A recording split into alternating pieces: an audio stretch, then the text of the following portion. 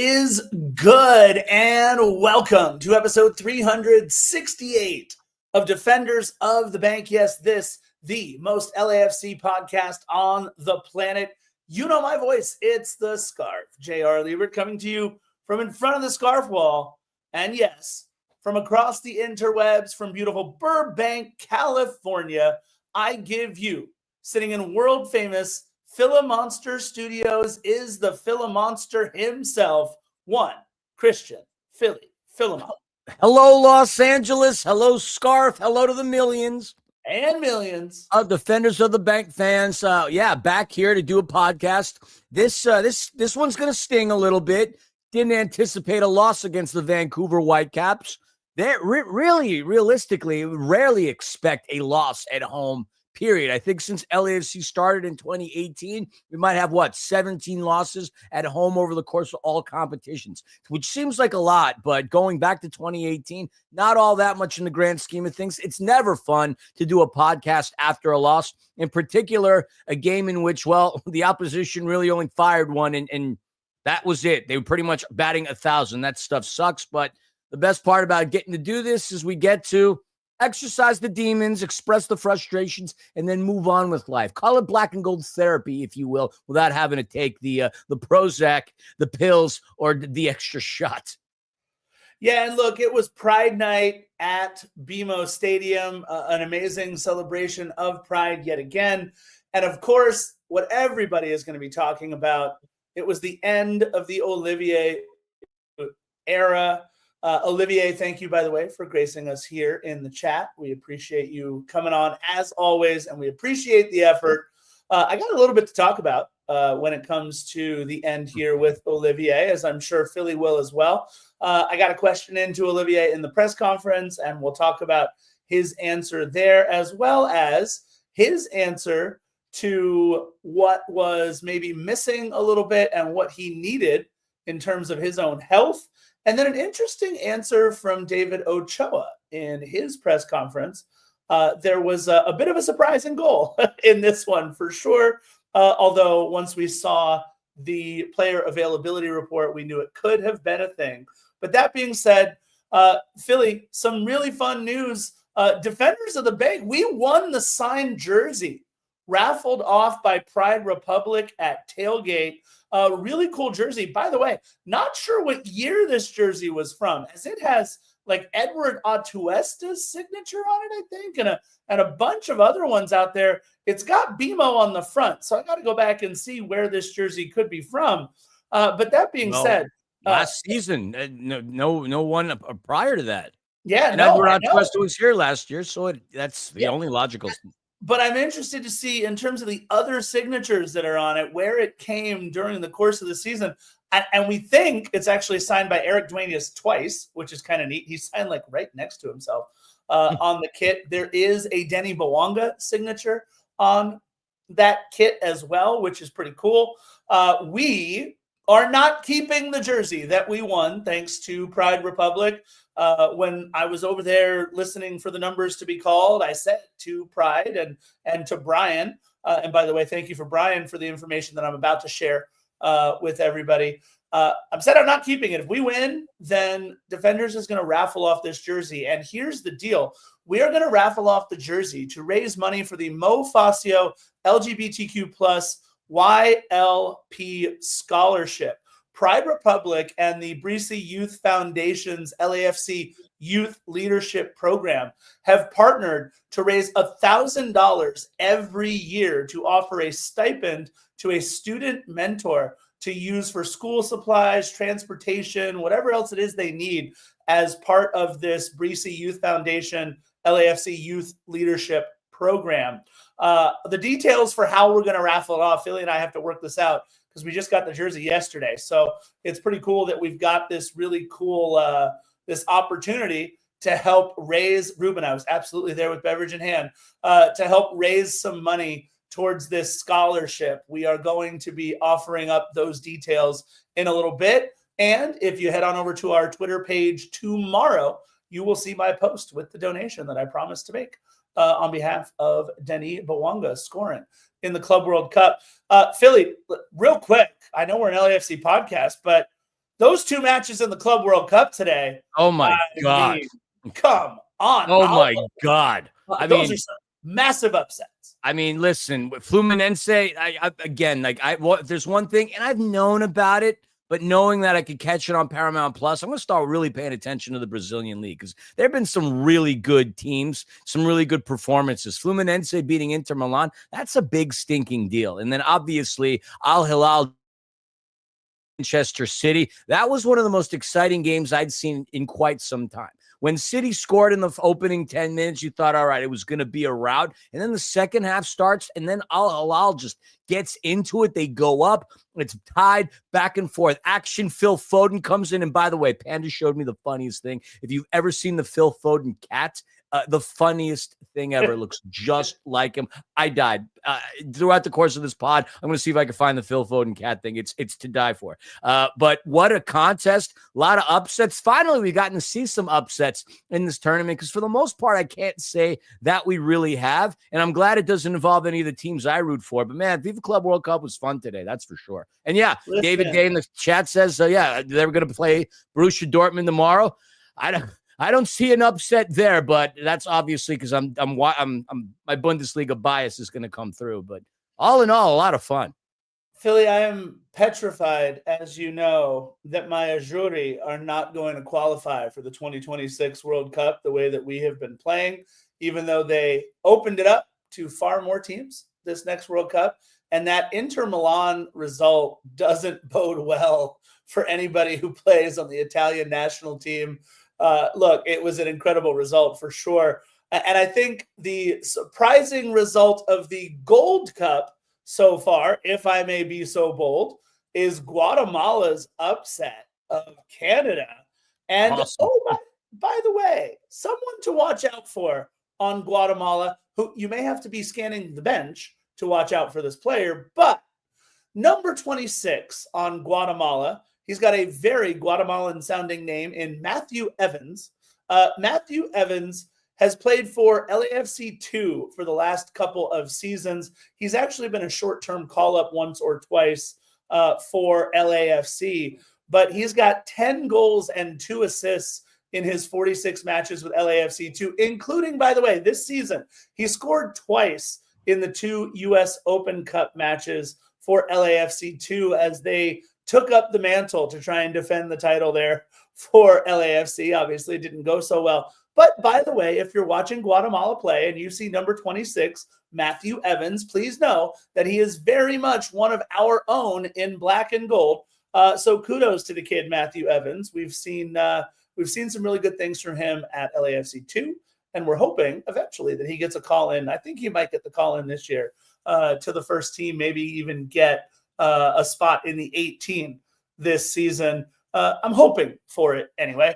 Let's get into very quickly. This day in LAFC history, we've not many news and notes, that's for sure. But we do have a little bit of this day in LAFC history. Of course, the match played on the 29th, 2025. And Philly, that is the 1-year anniversary of the last hat trick scored by an LAFC player, Matty Bogusz, with all 3 goals in a 3-0 home win over Colorado.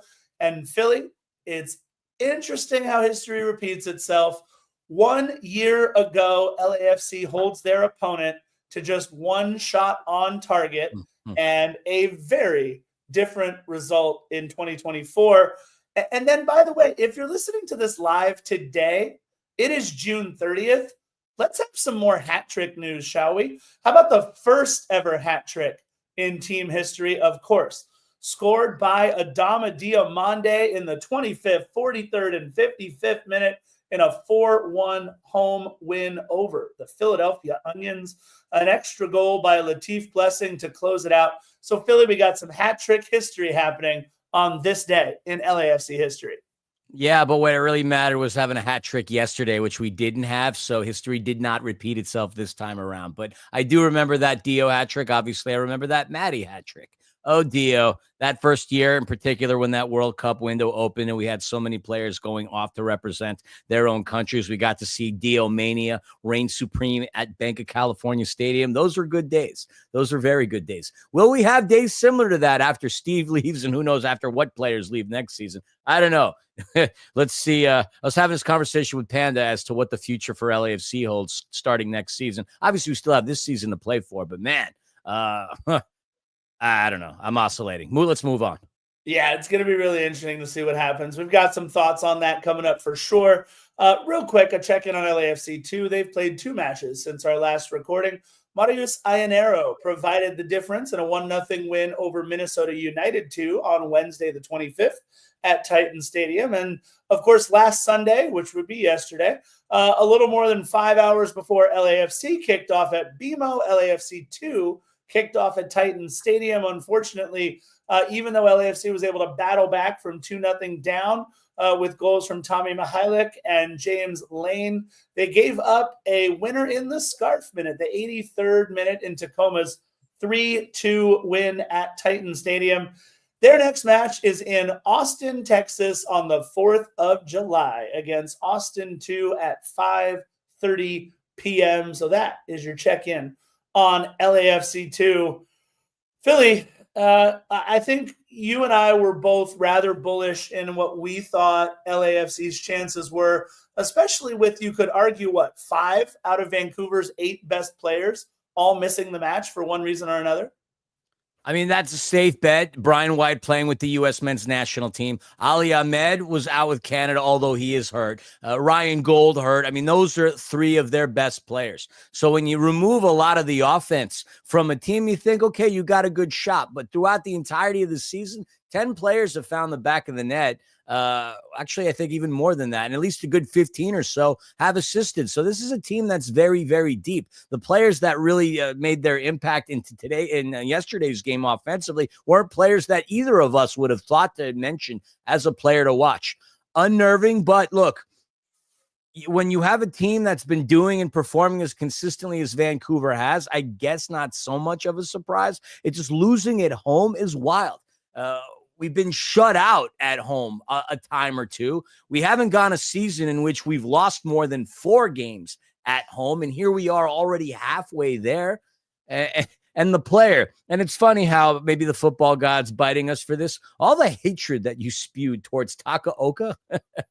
Takaoka, as I swear, he's looked like a pretty darn good keeper. And as a result of that, he's going to the All-Star game along with 3 of his teammates. But Vancouver, not a team that loses that often. I mean, they got their butts kicked by San Diego. They score a lot of goals. They don't concede a lot, fewest in the Western Conference if you go over the standings.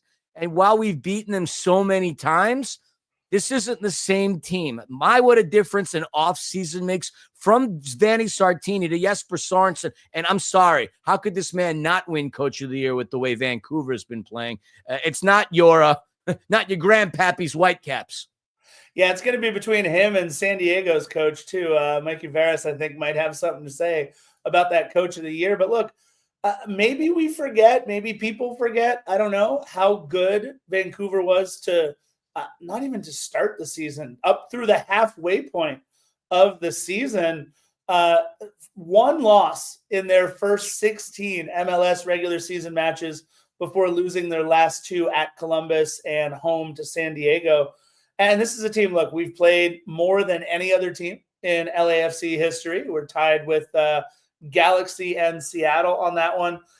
And what people I don't think are talking about enough, although maybe with Tristan Blackman and Yohei Takaoka being both named to the All-Star team, 2 of a MLS high 4 All-Stars for the Whitecaps, they've allowed the fewest goals in the Western Conference this season, with just 19 goals allowed now in 19 matches. I can do the math pretty quickly.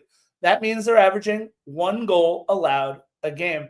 And Takaoka has been very good. I did not think he was very good a season or 2 ago, and all he has done is proceed to shut me up this entire season by making the All-Star team. So, look, kudos to him. But we talked about it, right? Sebastian Berhalter, Brian White, both with Team USA. Ali Ahmed, though he is hurt, was with Team Canada, along with Jaden Nelson, and Ryan Gauld and Samuel Adekugbe, both out with injury. Those are 6 guys who are starters on this club week in and week out. So down 6 of your 11 starters to put up the performance that they did. Look, we can talk about how good Vancouver was, but I think the other important thing to look at is how absolutely dead tired this LAFC squad looked. And I asked Steve Cherundolo about it, and he basically alluded to yes and was his answer. So maybe from the improv school there, he was looking to keep things going like you should on a good improv. But the yes and was yes, and our positional integrity wasn't very good in the match, but we were also really, really tired. So it was an interesting answer from Steve, but I do think, Philly, the gauntlet that we just went through in the Club World Cup, the matches that we played, the places that we had to travel to do it, the level that we had to play at for those 3 matches, I think it just took a lot out of this club. Yes, I wouldn't disagree with that, but still some time to settle in to things. I mean, yes, the travel has an impact, but again, these are professional athletes that get paid to do this. There was a break. Steve talks about the depth this team has. So if that's the case, there are players that didn't get that much playing time throughout the FIFA Club World Cup that possibly could have even started just to kind of get their legs in motion, just to make way for the starters who have been tired. Steve also said the fact that the team was really anxious on their attempts. Could that have been a part of the factor of fatigue? I still think they came out as properly as they would have wanted to. I just have been saying this. I don't think we're a team that's going to be long for the playoffs. I think we played our best games against Club America, and there was a question in the chat about Denis going to Club America. No, but Club America has had an interest in him in quite some time. And Denis would be smart to start playing things, because the top 20 highest paid MLS players, the list came out recently. Denis is nowhere on that list.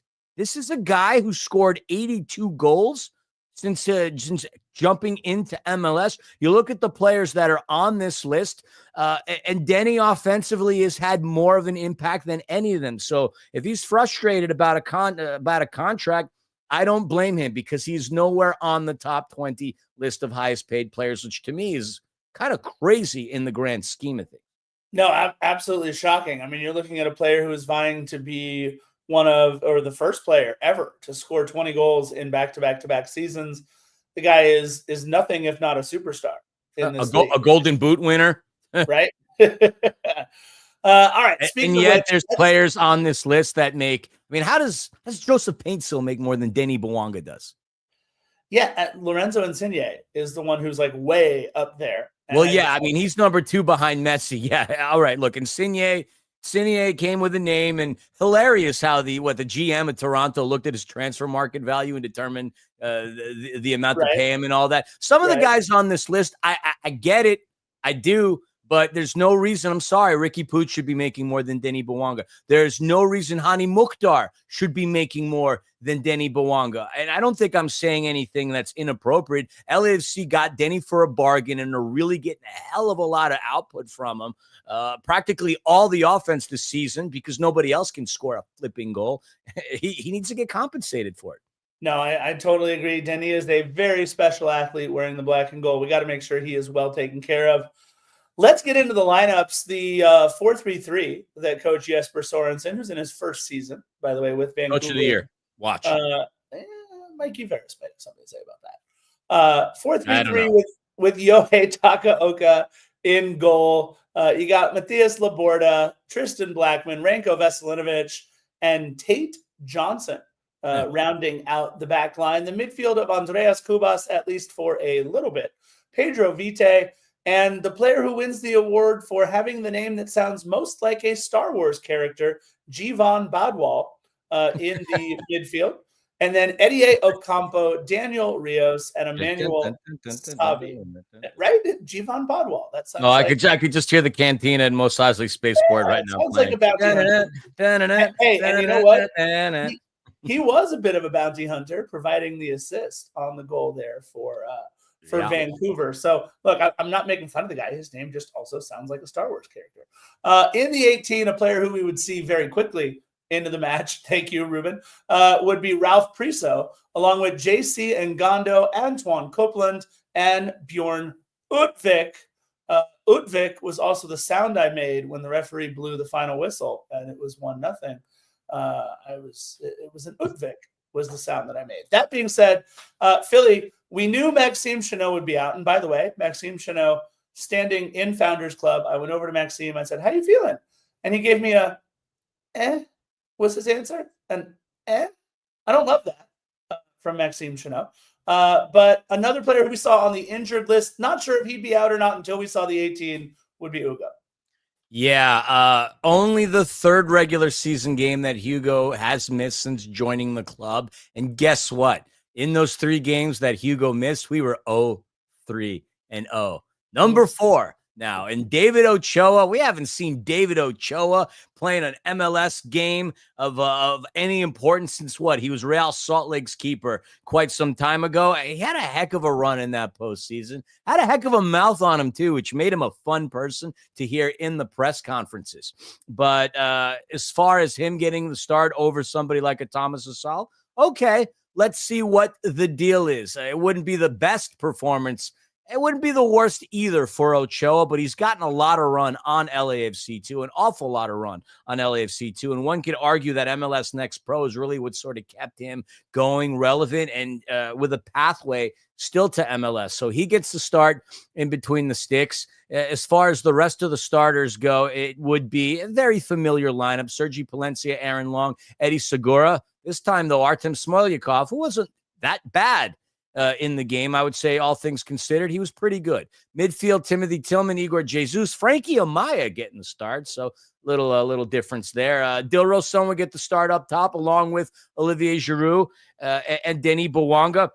The Olivier Giroud experiment is what they said it was on the broadcast, and I think experiment was a very nice yet delicately placed word to describe a situation that kind of disastrous in a way. His best contribution obviously being, getting a goal, US Open Cup, and then his jersey sales. But other than that, Yeah. Hard to argue. Nathan Ordaz, by the way, would come in and make his 50th MLS appearance in this one. It was Saviro Dilrosun's MLS debut. We know he's obviously played with us before.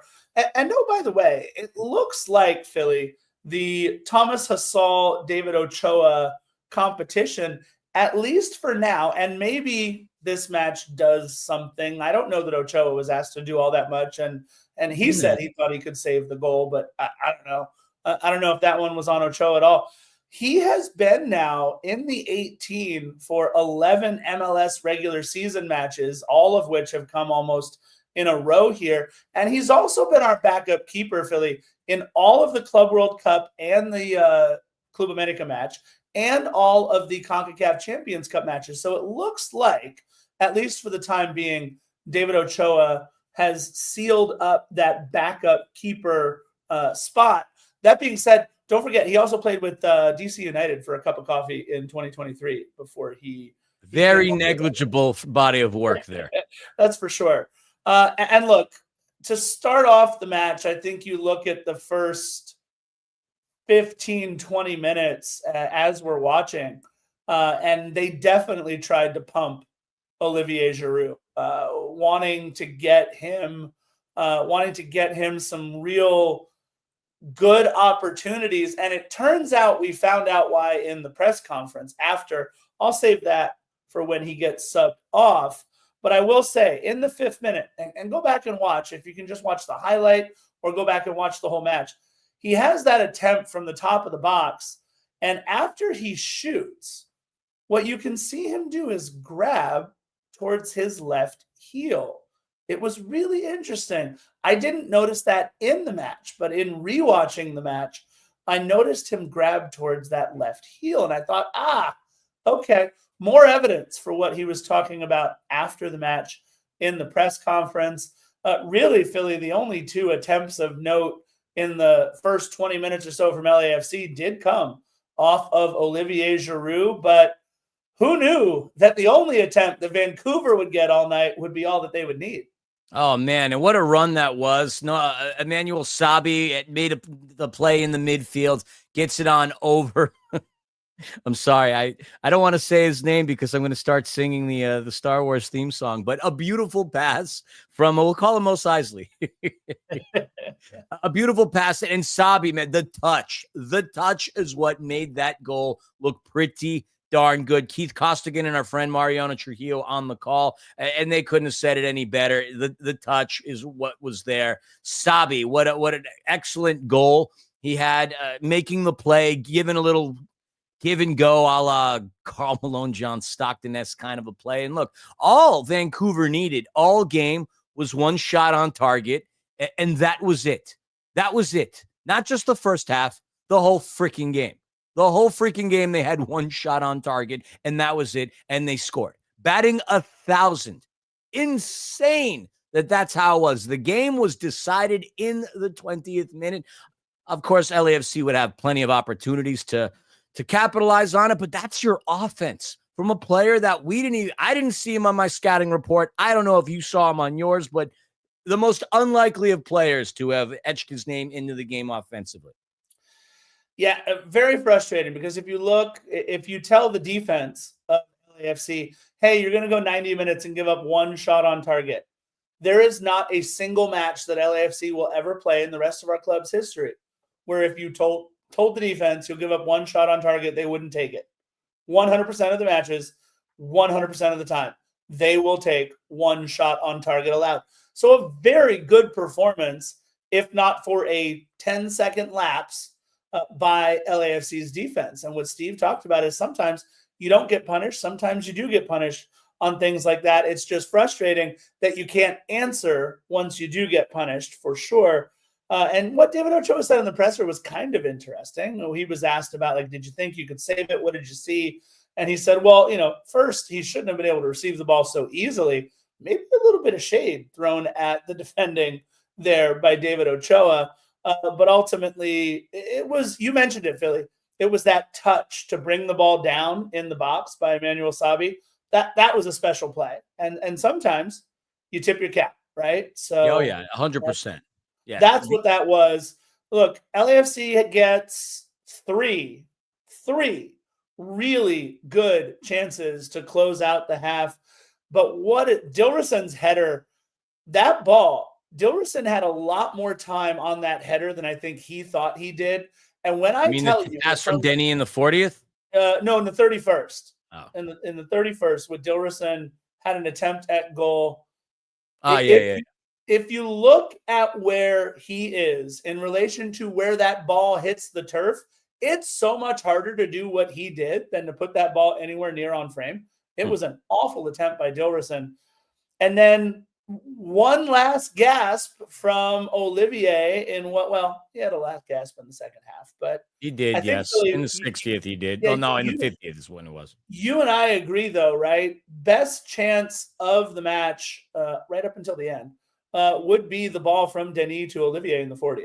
Yeah, Dilrosson was part of that on that far post, and Tate Johnson got his head in the way, which I guess sort of denied that one, and then Denny had the shot towards the low post.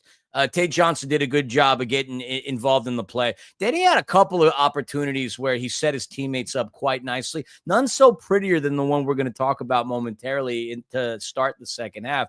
But, for all the flack that Denny gets about being a ball hog, look, he was very facilitative in this game on a couple of occasions. He didn't even end up with the most shots in general throughout the course of the game. That would be Olivier Giroud, but he had some really nice setups. He just couldn't really capitalize on anything. And worst game to leave around stoppage time as we're getting into the half, because, man, quite exciting as we're heading towards the time period where both teams go into the locker room. We're lucky that Daniel Rios didn't put Vancouver up towards the end of the second half as his shot goes above the crossbar. And then, Artem Smolyakov, I talked about how he had a pretty good game. He had a darn fine pass into Timothy Tillman, who was wide open, who just missed to the left. So there were some threatening opportunities. We just couldn't convert, man. 6 shots, 1 on target. Vancouver, 5 shots, 1 on target within the first half. It wasn't even a question as to who held possession more, who completed more accurate passes, so on and so forth. I will say accurate passing, if you look from the beginning of the season, hell, even the last season, up until this point, LAFC's gotten significantly better with stringing together some accurate passes. There were games where we'd see them at like 78%, 82%, but they've been damn well near the 90s for quite some time. So I will at least give them the flowers on there. But to be down 1-0 at home sucks going into the half. Yeah, and look, I thought if you go back and watch the highlights, go back and watch the match, Denis' chip into the box where he's clearly looking to cross it into Olivier, who, by the way, said that that's his strong suit, turns out, in the press conference.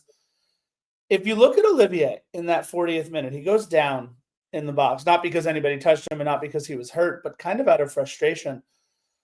I don't know that the ball was too high for Olivier. I don't think that Olivier could jump, and I'll talk more about that later. And that's not a slight on Olivier. It's because he talks about being hurt. But we'll get to that later. It was very clear in that first half, like you mentioned, Philly. LAFC was just looking to feed Giroud. LAFC was looking to send him out on a high note.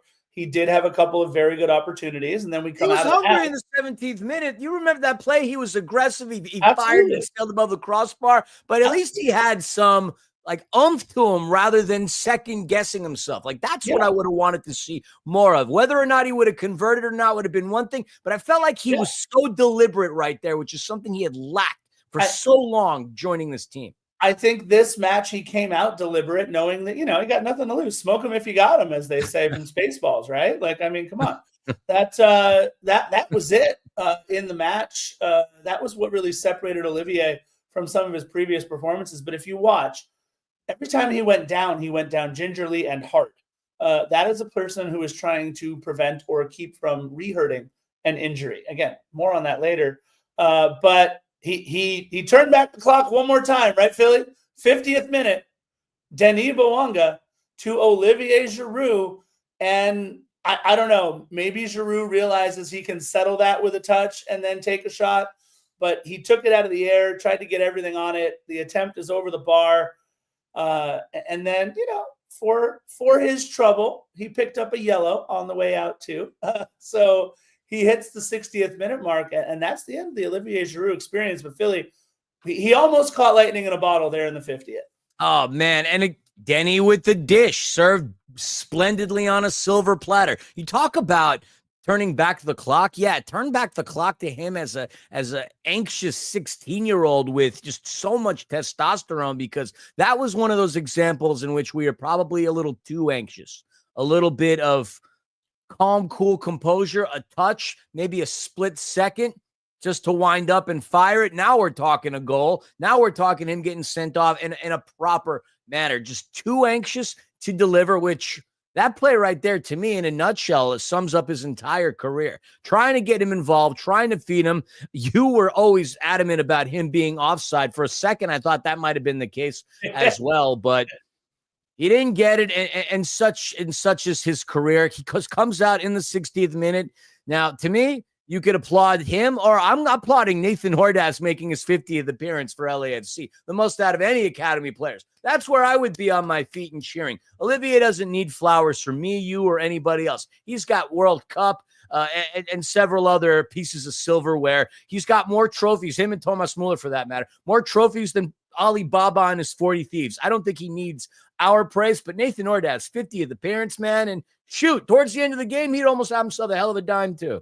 No, you're absolutely right. That 60th minute, I think we're seeing now the roster that we'll see moving forward. But look, a lot of things could change July 1st, right? We'll see what happens.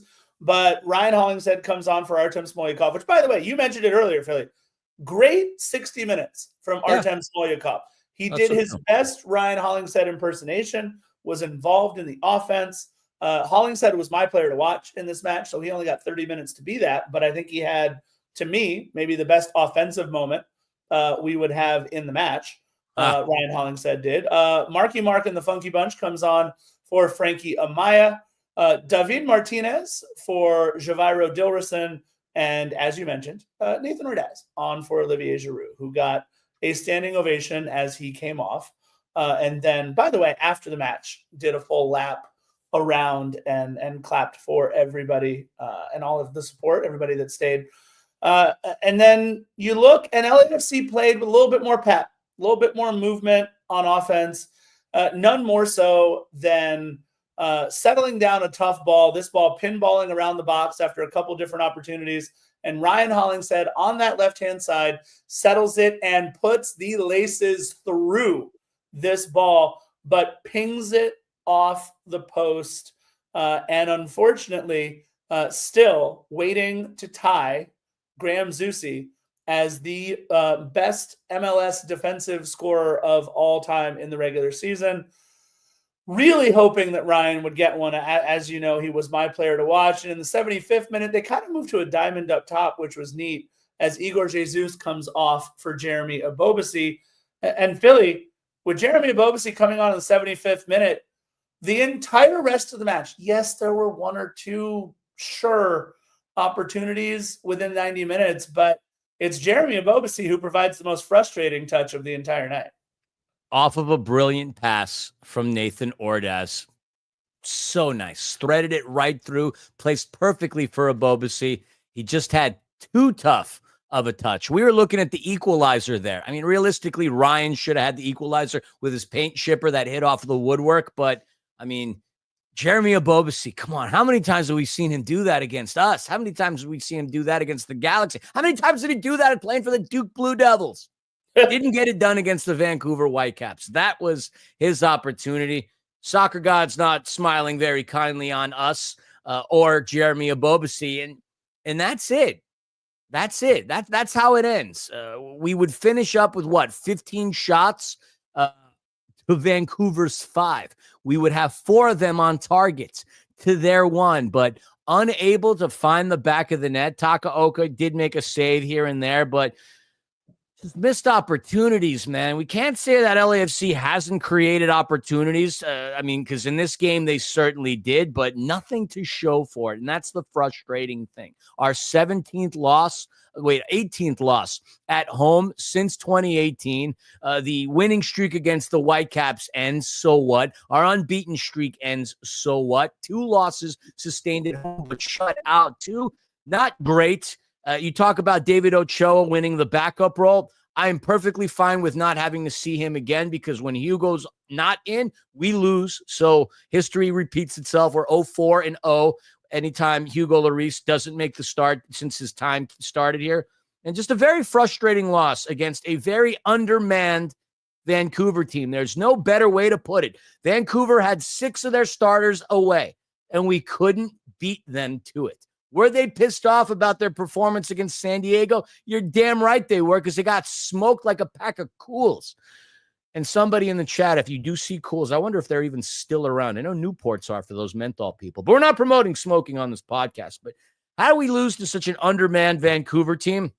Not very inspiring, man. And, I'm not going to say that it's going to set the tone for an entire season, but also just not really inspired by what the team has put forth in a lot of games this season, with the exception of the Club America game. Just not the easiest of LAFC teams to bear witness to. There is one year that it was really rough, and that team is nowhere near that yet, but very uninspiring, very disappointing. Listen, Philly and I had as many shots on target in the second half as Vancouver did. Great performance by our defense. They did everything that was needed to keep us in the match. In fact, I don't even think that LAFC allowed a shot in the second half from Vancouver. Not one. But I've got a bit of a hot take. My hot take is this. LAFC came in 9 points back of Vancouver, and I said during One More Sleep that this is a good old-fashioned 6-pointer.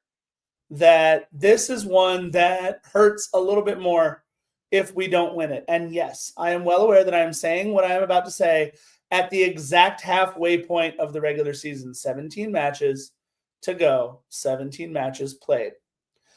I think this match right here killed our chances to win the West. I am saying that already with 17 matches to go, that now LAFC is 12 points back of Vancouver, 13 points back of San Diego. And I know we have 2 matches in hand against Vancouver, and I believe 3 matches in hand against San Diego. But we're looking at a team who is now 7th in the West with 26 points, trying to catch a club that is 39 points in first place. And this is one of those matches that if you want to win your conference, if you want to win, you have to find a way to get 3 points at home against Vancouver Whitecaps. I don't think now that it's realistic. Sure, is it possible? Absolutely.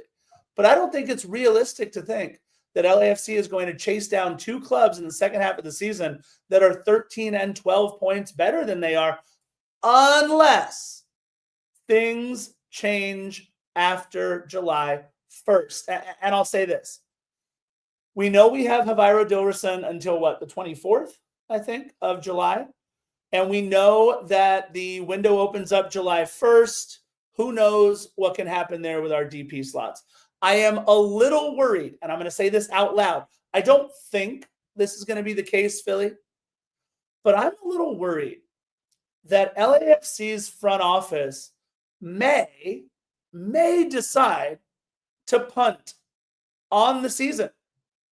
Punt on the season because you have 2 DP spots potentially opening up. We know one just opened up with Giroud leaving, and we know one could open up July 24th. 2 DP spots and a coach who you could bring in. Maybe it's Postecoglou, maybe it's other people. But imagine giving a coach the ability to work with the front office, with John Thorrington, with Neil McGuinness, with everybody else, to bring in 2 DPs of their choosing and to pair that with Denis Bouanga and to really reset the system so that 2026 and moving forward, LAFC is positioned for the next 2, 3, 4, 5 seasons to compete. I'm not saying the club is going to punt, Philly, but I'm a little worried that it could be the case. No, I would disagree with you in that sense. I don't think the club is looking to punt and end things. It's you make very compelling and valid points. I'll give you that. And I just lost my train of thought. Oh, good God. Oh, but to your point, I haven't seen LAFC win in the Western Conference in quite some time. I think their focus should just be on finishing at least in the top 4 to get the home playoff advantage. That's still realistic. But I've said it on record time and time again. Keep those receipts. I have no problem putting my foot in my mouth. Hell, I might even drink a beer out of that shoe if that's the case. But I just don't feel like this is a team that's going to be a contender to go far. Western Conference Finals, I don't see it happening. Maybe one round getting into the conference semifinals, but that's it. This is sort of, I think we've seen the best of what our team can do in that game against Club America. You'd be very hard-pressed to show me a scenario where we could possibly play even more inspired than that. I just don't see it happening. It's nice to have open DP slots and all that other jazz, but with Steve obviously going out, yeah, I don't envision them really just bolstering the lineup right now just to bring in a coach who's going to have to tinker with things anyway. And there's just so many question marks that are going to be left after the conclusion of this season, what our system's going to look like, who's going to stick around.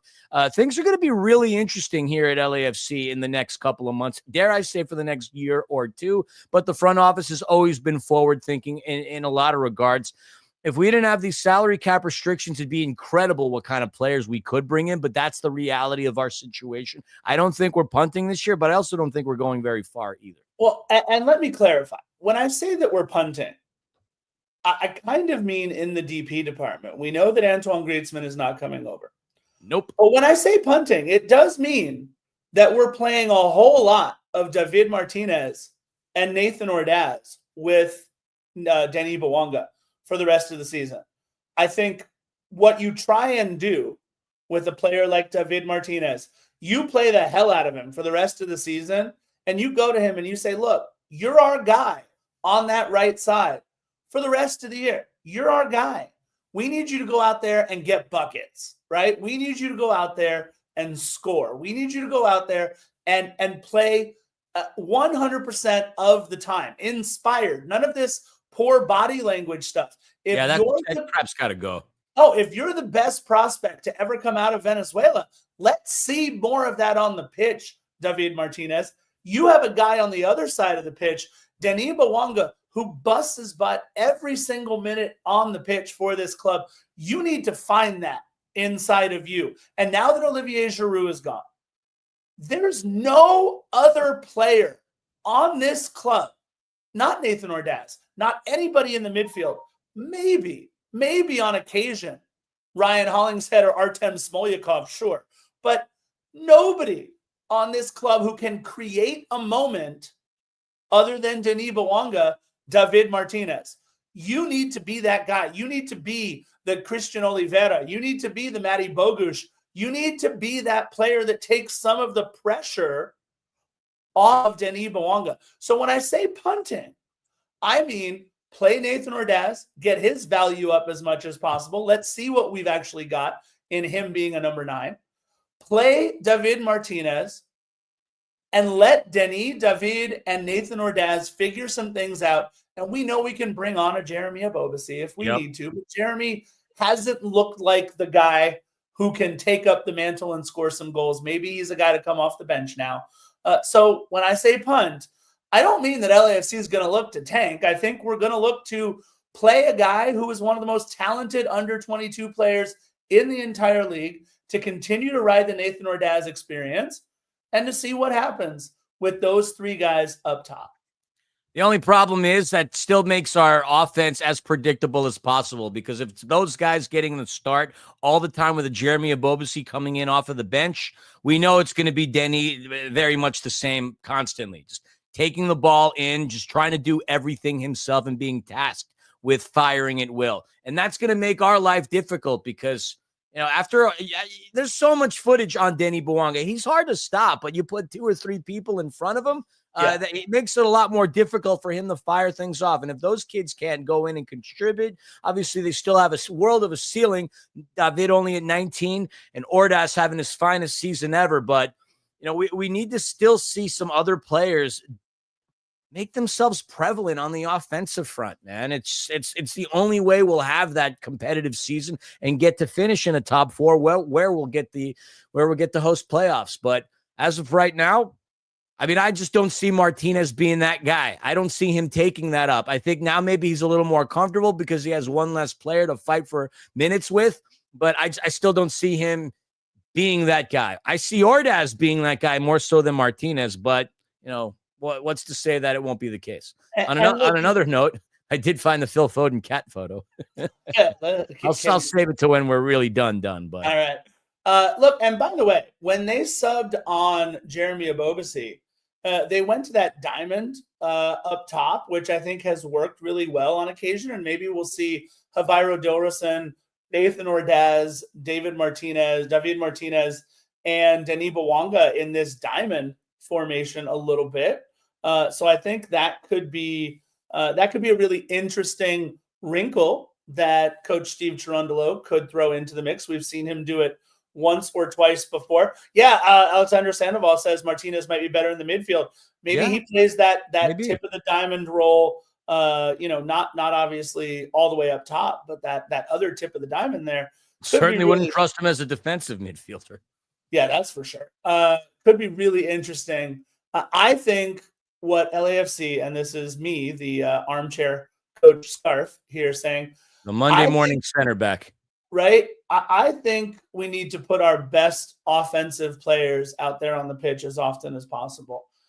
It worries me that who might that be though? That's the big freaking question. Look, I already told you who I think it should be up top, and then if we're going to keep Dillerson through the 24th of July, put him out there as a 4th. Put all 4 guys out there at once: David Martinez, Nathan Ordaz, Javier Dillerson, and Denis Bouanga. Look, our midfield is very, very good.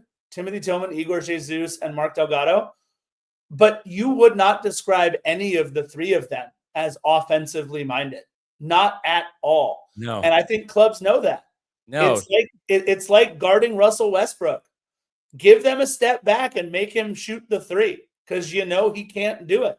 I think that's what they're doing with our midfield. Play them a step back and take care of the offensive players that are playing on that front line, especially Denis Bouanga. So I really do think that this could be the time where LAFC needs to push their chips to the middle and play your 4 best offensive players, because that to me is all that we have going for us right now. We are not a very dynamic team. No, and we have another contest in just a few short days, playing against Austin. I just, you never know with this. To me, like, it's a very Jekyll and Hyde team, and we'll talk more about that in one more sleep. And Ruben did have a really good question. Are we really going to do this on the 4th of July? Yeah, we can do it. We can pre-record. We might pre-record it. All right. I was going to say, I'm not trying to miss out on 4th of July fun to do one more sleep. Love y'all, but I know we could do this a lot sooner. Yeah. Real quick, you did mention, Philly, that we are playing Austin in our next match, and the photo's not working. Damn it. I really wanted to put the photo up, but it's not working. I just want to remind everybody that, about 16 days ago now, the Austin supporters in their match at the 32-minute and 52-second mark, 32-52, unveiled those anti-ice banners in their supporters section. So, Austin, we're headed to you in our next match. This is just a tip of the cap to the Austin supporters out there for that moment. Lots of respect to you guys until we play you for 90 minutes, and then we'll go back to respecting you. And we're chopping the head off the broccoli. That goes without saying. There you go. Yeah, look, it's been an interesting last couple of weeks as an LAFC supporter. This one, hopefully, Philly, I think we'll look at this maybe as a throwaway. Maybe we were wrapped up in saying goodbye to Olivier Giroud and trying to get our rest now after the unfortunate Club World Cup exit, but I think we played fine enough. So maybe, Philly, this is where we can finally start to get back to a little normalcy. Yeah. That's what I got. Yeah, we'll see. I mean, to me, there's going to be so many question marks. And I start to feel the frustration that everybody else has with this being, with us knowing that Steve's gone, with us knowing that there's going to be a new coach, with us knowing that there's going to be new personnel. It just to me, it's like, it just feels like we're going through the motions. I mean, that's the way I feel. I mean, I feel a little, and personally, I feel a little disconnected. I mean, I've just been so busy with all the broadcasts that I haven't felt as close to the team and the club like you've been. And congrats to you. You've kept this Defenders of the Bank thing rolling. So much love to you, holding down that Twitter page, which I'm so glad you do. Twitter, I can't get past 5 tweets without getting angry and wanting to write mean things back to somebody. You know how many times I've been this close to creating burner accounts? I've thought of all kinds of names, like Stone Calamalis, Buba Lopez's burner, just so many different names, just so I could go out there and just unleash the fury. And then I realized I don't need that kind of negativity in my life. So I'm going to stay the F away from X. Well, there you go. Look, next match, like Philly said, July 5th at Austin, 5:30 p.m., Q2 Stadium. Make sure you guys check that one out. And Philly, I think we're good. Ruben's he's playing the exit music off for us. Don't forget to like. Two things. I want to share that, Phil. That game against Al Hilal in Manchester City was great. Now, I mentioned this earlier. For those of you that are listening, 53-47 is when I'm going to put it up. Phil Foden as a cat. How funny is that? I'm not going to be able to unsee it. So there's that. And then last but not least, with it being July 1st tomorrow, happy birthday to my dad, George Filliman, who loves watching this show. It's his birthday, so Pop, happy birthday. I love you. Wish I was back in New York City with you and Mom getting to celebrate. But soon enough, I know you'll be here in November, and hopefully this time you'll get better weather, because I tell you, every Thanksgiving that I've spent here in LA since I moved here, phenomenal weather other than the year my parents showed up. She's like, happy birthday, Papa Philemon. Absolutely, my man. Happy birthday. I think that's as good of a reason to end it as we have here, you guys. Don't forget how we like to end each and every one of these episodes. Happy birthday to Philly's dad. Bye-bye. Bye-bye.